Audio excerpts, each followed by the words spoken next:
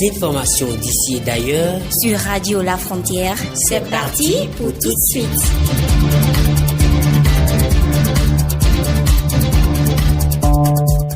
Radio La Frontière, le journal.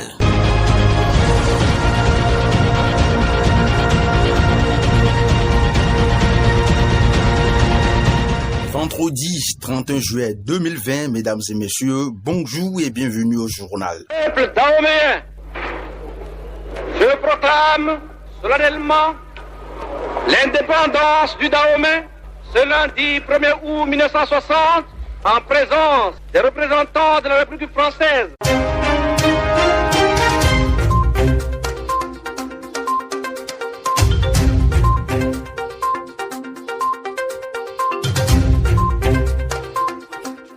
Au sommet de cette édition, les musulmans du monde entier célèbrent aujourd'hui la fête de l'Aïd el-Kébi. Cette célébration rime avec l'immolation des moutons. Vous aurez dans cette édition les raisons qui justifient une telle pratique.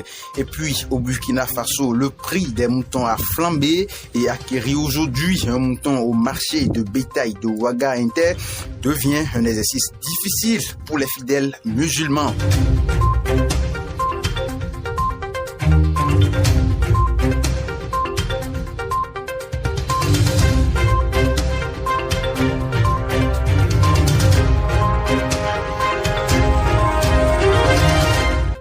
Demain, 1er août 2020, la République du Bénin va commémorer la fête de son accession à la souveraineté nationale. 60 ans déjà, l'Est Dahomey a proclamé l'indépendance à partir de la puissance coloniale française. Cette même puissance a colonisé plusieurs autres nations qui vont également se sacrifier à la tradition tout au long du mois d'août, dont le Congo, la Côte d'Ivoire, le Niger et le Burkina Faso. Cependant, cette commémoration sera spéciale dans plusieurs de ces pays à cause de la pandémie du coronavirus.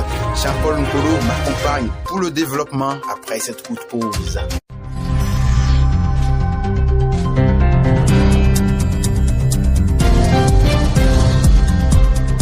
Au Burkina Faso, la célébration de l'Aïd el-Kébi se déroule dans un contexte très difficile pour les populations cette année.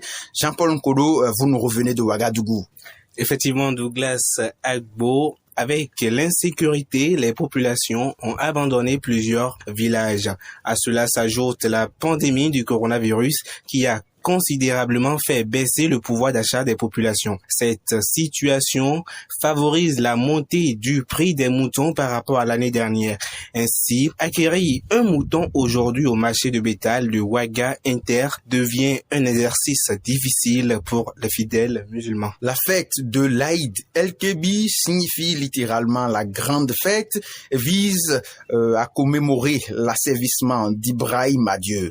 Cette fête est la plus importante de l'islam après l'Aïd el-Fitr qui célèbre la fin du Ramadan. L'appellation du Tabaski de Aïd el-Adha concerne uniquement les pays d'Afrique de l'Ouest et d'Afrique centrale à majorité musulmane ou qui possèdent une communauté musulmane significative.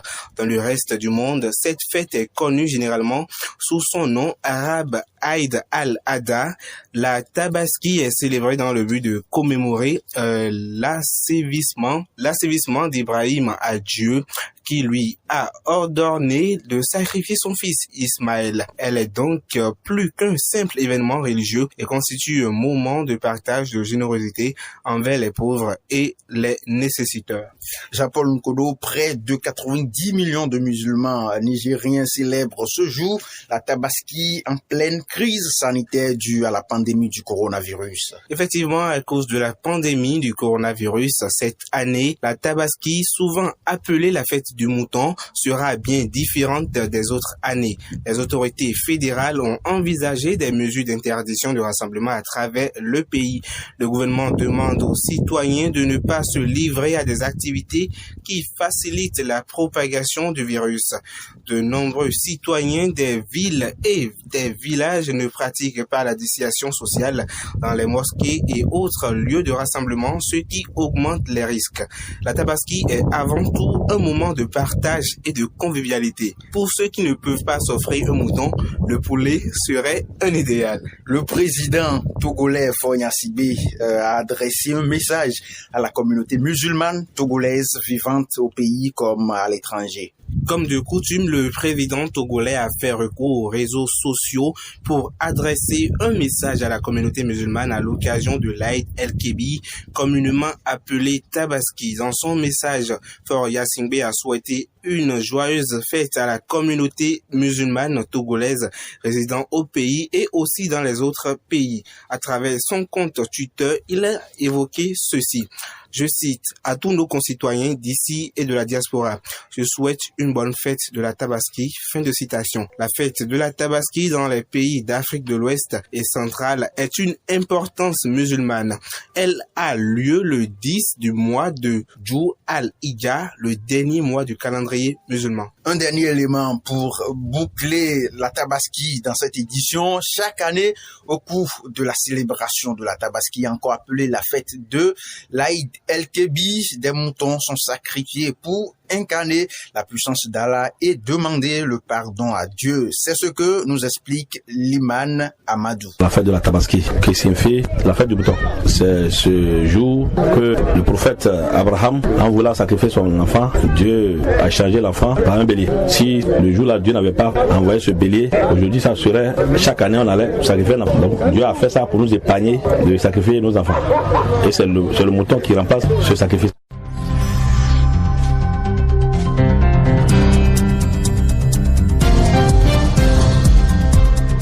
On change de registre à présent. Le Dahomey est le nom officiel utilisé par l'actuel Bénin, d'abord en tant qu'État associé de la France entre 1958 et 1960, puis après son indépendance entre 1960 et 1975.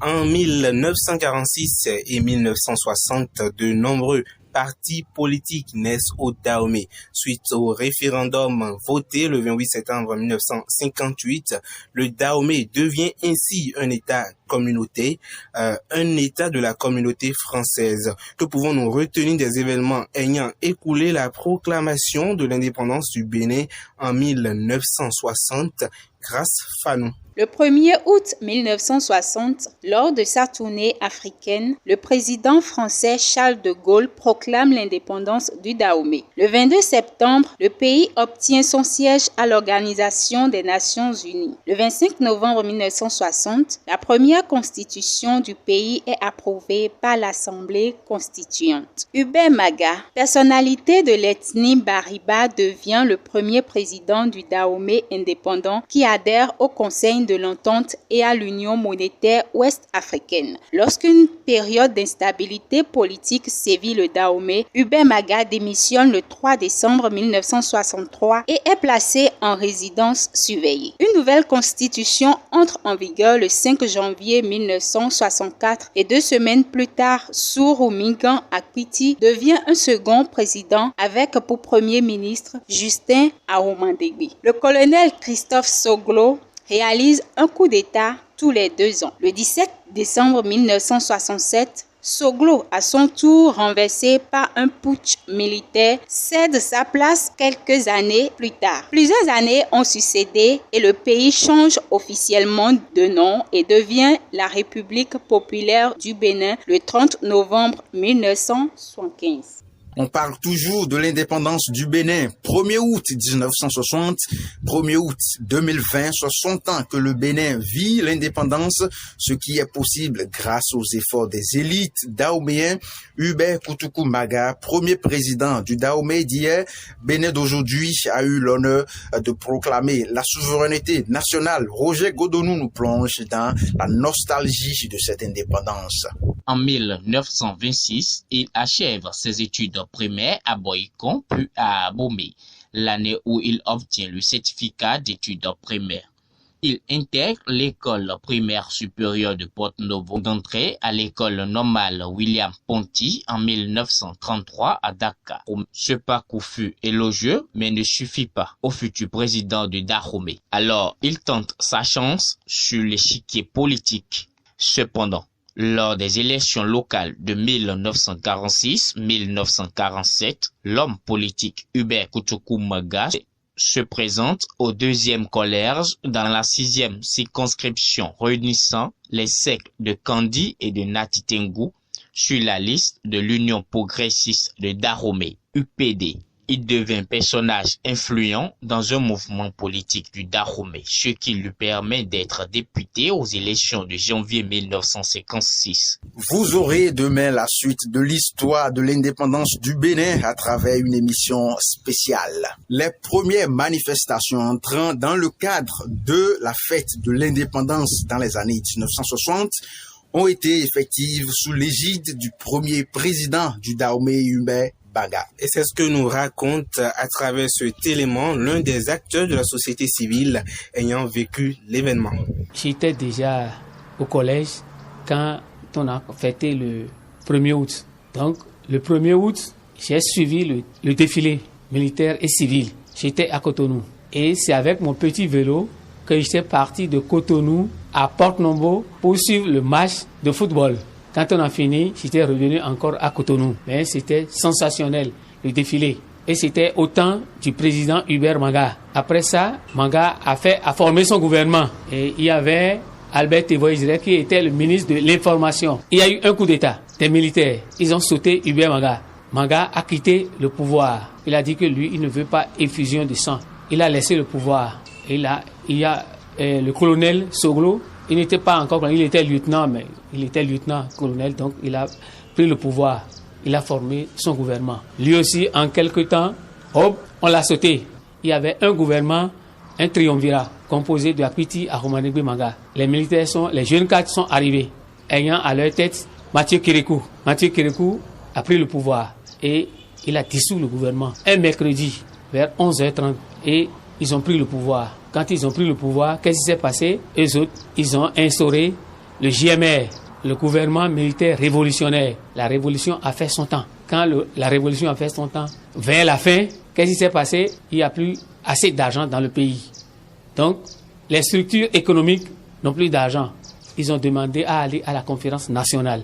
La célébration de la fête du 1er août au Bénin, date de son accession à la souveraineté, est souvent marquée par le défilé des forces armées béninoises et le dépôt de Jeb. Cette année, le Bénin fera une exception pour plusieurs raisons. Effectivement, Douglas Agbo, la commémoration des 60 ans du Bénin à la souveraineté nationale se tiendra demain, 1er août 2020.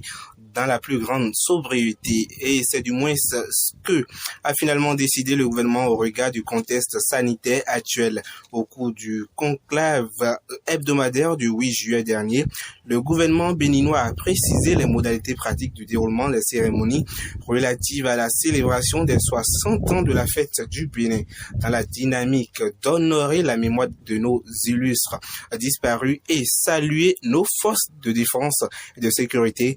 Il sera procédé à l'occasion au dépôt de Jeb au pied du monument des morts. On reste collé à cette actualité relative à l'indépendance. On reste collé à cette actualité d'accession à l'indépendance avec d'autres pays africains. Plusieurs pays africains ont accédé à leur souveraineté nationale tout au long du 8e mois de l'année et ont eu pour puissance coloniale la France. Jean-Paul Nkodo. 8 pays africains célébreront leur insertion à l'indépendance tout au long de ce mois d'août.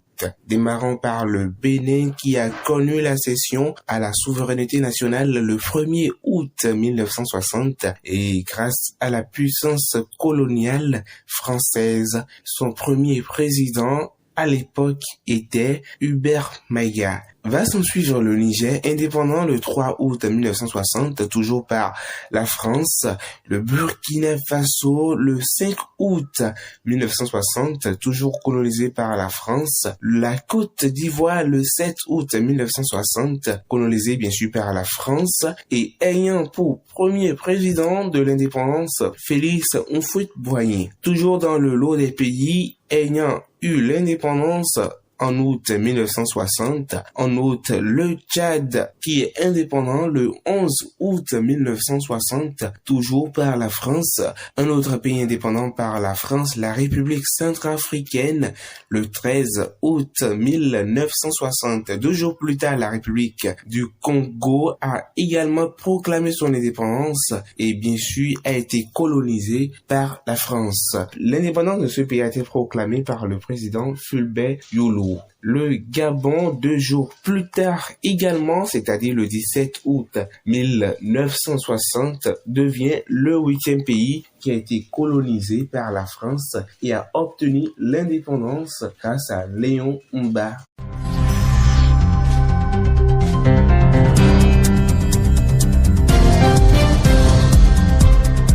On change de registre à présent pour parler éducation. La délibération des résultats du certificat d'études primaires CEP, session de juillet 2020 est connue dans la journée d'hier. Au plan national, on note un taux de réussite de 84,70%. Au plan départemental, le littoral est le premier avec 91,58%. Derrière lui, l'Ouémé avec 88,62%. Les collines, 3e avec 87,53%. Le Borgou vient en 4e position avec 87,12%. Quant à la 5e place, on voit l'Atlantique avec 86,09%. Derrière lui, le Plateau avec 83,56% et le Zou en 7e place avec 82,65%. La 8e, 9e et 10e place est assurée respectivement par le Tonga avec 79,86%, le Mono avec 77,85% et le Koufo avec 76,10%. L'avant-dernière place est laissée à l'Atakora avec 74,81%. Et enfin, la Libori vient en dernière position avec 73,31%. Ainsi, les candidats aux examens du certificat d'études primaires CEP sont statués sur leur sort. Les regards sont donc tournés vers la déclaration des résultats du brevet d'études du premier cycle, entendu le 2 août prochain. On parle à présent politique en Côte d'Ivoire. Ahmed Bakayoko, nommé au poste de Premier ministre de la République ivoirienne, et succède à Amadou Koulibaly, décédé brutalement le 8 juillet dernier. Depuis le décès de son prédécesseur, Amadou Koulibaly, Ahmed Bakayoko assurait l'intérim à la tête du gouvernement. Désormais, il prend officiellement le poste de Premier ministre tout en conservant son fauteuil de la défense, une place qu'il occupe depuis 2017. À 55 ans, le nouveau chef du gouvernement est un proche à la longue date du président Alassane Ouattara. Cet élément d'Emmanuel Atogede parle de la vie politique du nouveau ministre ivoirien.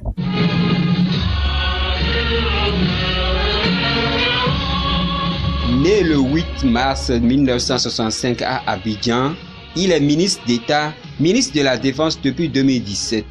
Pendant ses études, il a dirigé le journal du Collège moderne d'Abidjamé et assume des responsabilités à la tête de plusieurs associations estudiantines, dont l'Amicale des élèves et étudiants ivoiriens au Burkina Faso en 1986. En avril 2011, il est ministre de l'Intérieur de Côte d'Ivoire et ministre d'État. En juillet 2017, Ahmed Bakayoko est nommé ministre de la Défense et reste ministre d'État. À ce poste, il doit gérer une armée instable qui s'est déjà mutinée à plusieurs reprises en 2017. Lors des élections d'octobre 2018, Bakayoko est élu maire d'Abobo avec près de 59% des voix face à Tefou Kone, un proche de Guillaume Soro. Proche du président Alassane Ouattara, Ahmed Bakayoko apparaît l'un des 2 favoris pour succéder à Ouattara à l'occasion de l'élection présidentielle de 2020. En mai 2020, Amadou Gon Koulibaly choisi quelques mois plus tôt comme candidat à la présidentielle. En mai 2020, Amadou Gon Koulibaly choisi quelques mois plus tôt comme candidat à la présidentielle, est évacué vers la France pour raison de santé. Pendant son absence, le nouveau Premier ministre assume l'intérim à la tête du gouvernement. À la suite de la mort de Gon Coulibaly le 8 juillet dernier, la candidature de Bakayoko est de nouveau évoquée pour l'élection présidentielle. Le 25 juillet, il appelle le président sortant à se représenter. Il est nommé Premier ministre le 30 juillet par le président Alassane Ouattara.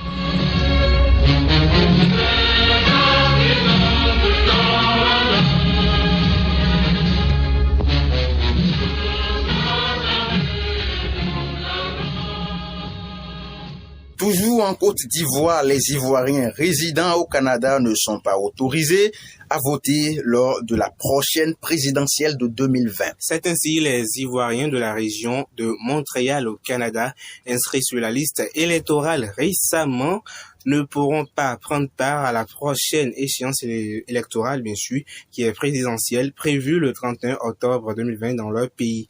L'annonce a été faite à partir d'un communiqué rendu public par la Commission électorale indépendante au Canada. Par ailleurs, les formulaires et des données biométriques des inscrits de la région de Montréal non retrouvés n'ont pas été pris en compte dans l'élaboration de la liste électorale provisoire, précise le communiqué.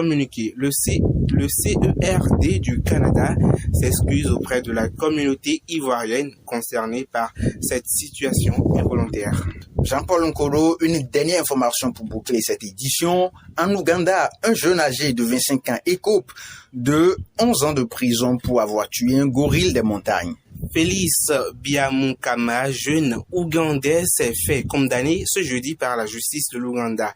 Il est accusé d'avoir heurté la vie à un gorille. Le jeune a reconnu avoir tué le grand singe en état de légitime défense ainsi que d'autres animaux dans le parc. La population des gorilles présents en Ouganda est estimée à 1000 individus contre 680 en 2008. La fréquence de braconnage est donc augmentée depuis l'instauration d'un confinement strict afin d'éradiquer le coronavirus.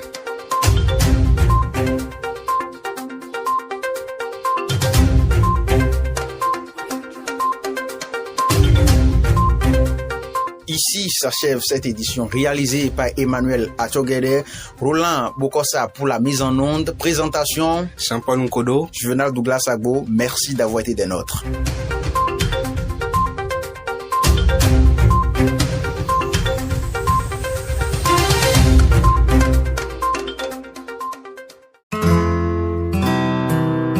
Tout de suite, l'espace publicitaire sur votre radio.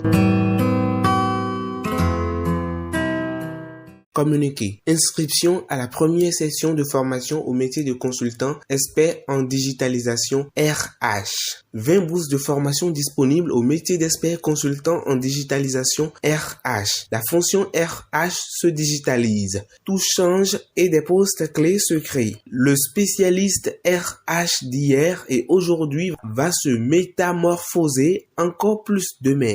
Voulez-vous être pionnier de ces révolutions? Je suis fier que c'est affirmatif. Voulez-vous devenir spécialiste en digital RH? J'espère que les autres vont solliciter pour digitaliser leur processus RH au sein des organisations. Pour cela, nous vous en donnons l'occasion du 17 août au 22 août 2020, la première session de formation au métier de consultant expert en digitalisation RH s'ouvre à Cotonou. Prenez donc le rendez-vous en joignant le numéro +229 65 88 88 78 +229 65 88 88 78.